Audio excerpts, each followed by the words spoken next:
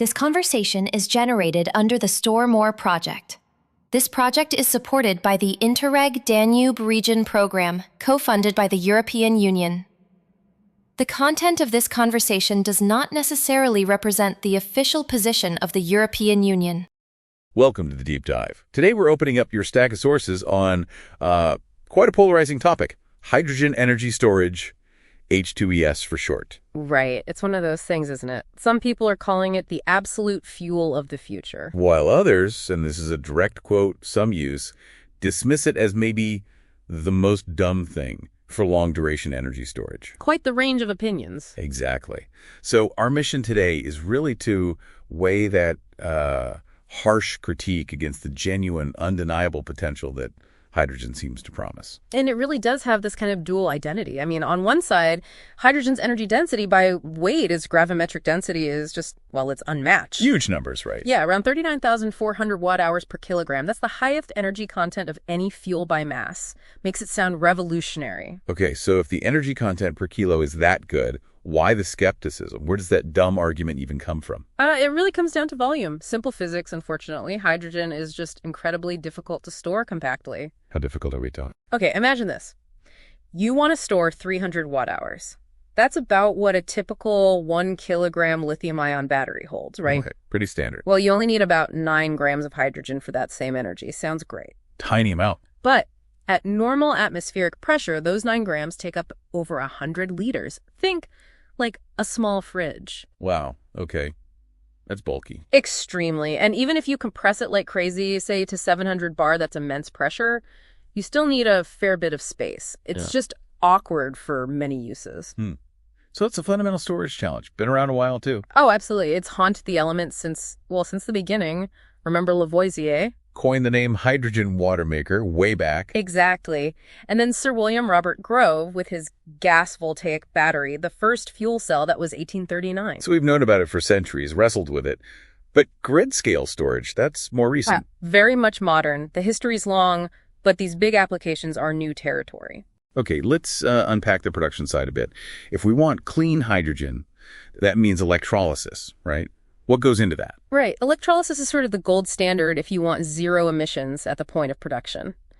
You take water, H2O, split it into hydrogen and oxygen. Simple chemistry. Fundamentally, yes. You need roughly about 9 kilograms of water to get 1 kilogram of hydrogen. Okay. But that's not how most hydrogen is made today. No, not even close. The vast majority globally is still made using steam methane reforming SMR from natural gas. Which is cheaper, I assume. Much cheaper, yeah. But it produces a lot of CO2. It's a fossil fuel process unless you bolt on carbon capture and storage, CCS. And CCS adds cost and complexity. Big time. So, okay, let's say we do get clean hydrogen, maybe via electrolysis powered by renewables. We still hit efficiency problems when we store and use it. Right, the round-trip efficiency, the RTE. This is where the numbers seem, well, challenging. Often quoted around 30 to 50%. That's the range, yeah. I mean, batteries get back 90%, maybe more. Why are we even considering something with such, frankly, massive energy losses? That is the absolute critical question. And the loss isn't just, a minor inefficiency. It's like an energy tax demanded by the physics, especially if you want to store it for a long time or move it easily. How so? Take liquefaction. To store H2 as a liquid, you have to get it incredibly cold, minus 253 degrees Celsius. Cryogenic. Minus 253. Okay. Just the energy needed for that cooling process to get it that cold and keep it there eats up 30 to 40% of the hydrogen's own energy content. Gone, just to store it. Wow. 30 to 40% loss before you even use it. Exactly. And that's just one part of the chain. And then there's the cost of the gear itself, right? The capital expenditure, CapEx. Yeah. It's known for being high. Absolutely. You need specialized kit. Electrolyzers aren't cheap. High pressure tanks, pipelines resistant to hydrogen embrittlement. It adds up. Plus critical materials. Yeah. Yes, that's a big one. Especially for fuel cells and some electrolyzers, you often need platinum group metals, PGMs. Think platinum, iridium. Which are rare, expensive, and often have tricky supply chains. Precisely. Adds cost, adds geopolitical risk. It all feeds into that high CapEx figure. Okay, so between the low RTE and the high CapEx, it sounds tough. But there must be places where it does make sense, the no-regret applications. There are, and they're crucial. It shines where, frankly, there aren't many other good ways to decarbonize. Like what? Think big industry, using it as a feedstock, especially for making ammonia vital for fertilizer. Also, steel manufacturing, using hydrogen instead of coal as the reducing agent.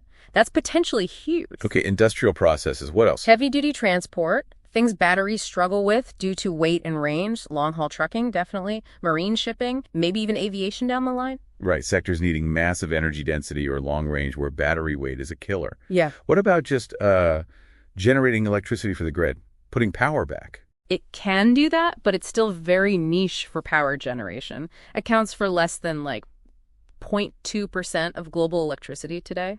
It's an option, especially for long-duration backup, but maybe not its main economic driver right now. Okay. So if we try to pull all this together, the high energy per kilo, good scalability, but weighed against the low round-trip efficiency, the high costs, what's the final score? We use our will it change everything score, the WICE score. Right. So balancing all those factors, the good, the bad, the complex, the WICE score for hydrogen energy storage comes out at 57.0. 57. So not revolutionary across the board, but certainly not. Not dumb. Definitely not dumb. It confirms it's a complex, very capital-intensive tool. But essential for certain jobs. Essential for specific, really tough-to-abate sectors, and for storing energy over days, weeks, or even seasons, which batteries just aren't suited for yet. It's a complement, not necessarily a direct competitor everywhere. So hydrogen's future really seems to hang on whether we commit to building the massive infrastructure it needs. Exactly. And that commitment seems to be happening, at least in planning. You look at Europe, for instance. What are they doing? There's the European Hydrogen Backbone Initiative, the EHB. They're projecting this huge pan-European hydrogen transport network, pipelines, storage hubs. How big are we talking? The plan aims for something like 53,000 kilometers of pipeline by 2040. 53,000 kilometers. That's immense. It is. It represents a colossal investment, embodying all the costs and complexities we've just discussed, but scaled up massively. So the final thought for you, the listener, to maybe ponder. Does this kind of massive planned build-out signal that the hydrogen critics are fundamentally wrong? Or is the world essentially making a huge, potentially risky bet on a very complex technology? Where does the balance lie? Something to think about.